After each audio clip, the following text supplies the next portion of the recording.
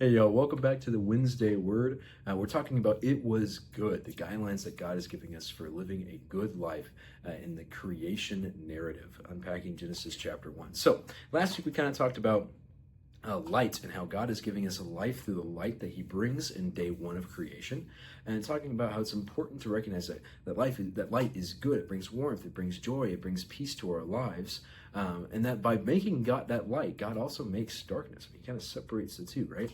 But that darkness is not inherently bad. It's just a different purpose in the light. God gives setting up this guideline, this system for how to live our lives, and showing us that daytime is when we are to work, to do all the things that God given us the opportunity to do. And darkness is that time to rest, to relax, and to wait until the work is to be done again the next day.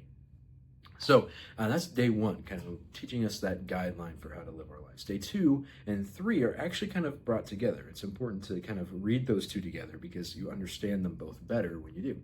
And we'll unpack that a little bit when we begin reading. So as we normally do, we're going to read together Genesis chapter 1, verses 6 through 13. So if you have a Bible, you have something you want to read along with, I encourage you to do so as we kind of read these 7 verses together.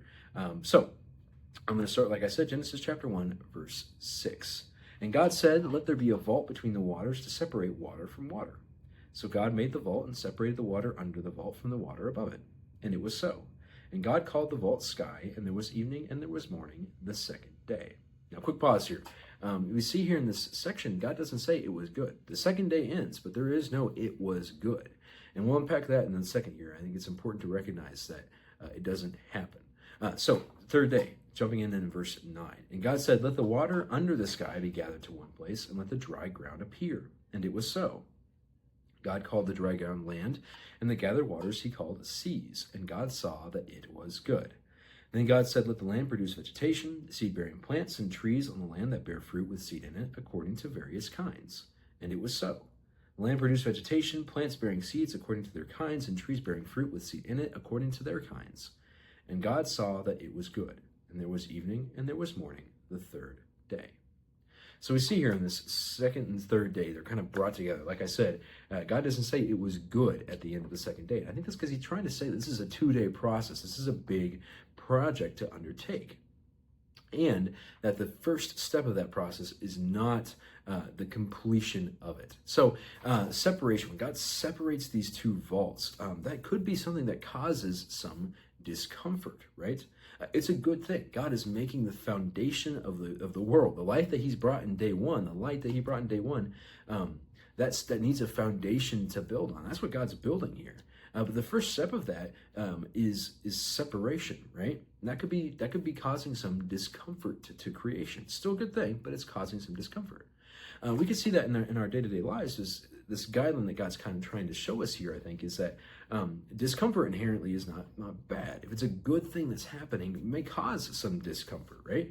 You think about if you get a cut, it's got to heal, and that may cause some discomfort as it's healing, but it's a good thing. If you have a good workout or a good exercise, good practice, you may be sore afterward, but that's a good thing. It means you pushed yourselves. It means you strengthened yourself.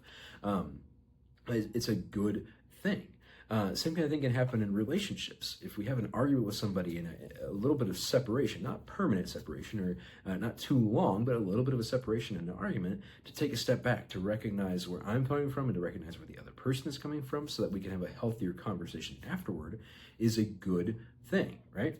These are all examples of how sometimes in our lives we can have this kind of black and white thinking that discomfort is inherently bad. And I think God's saying that a little bit of discomfort is not bad if it's a good thing that's happening. Like in this case where creation is being built, that could be causing some discomfort because there are things needing to be separated, but it is for a good thing that is happening.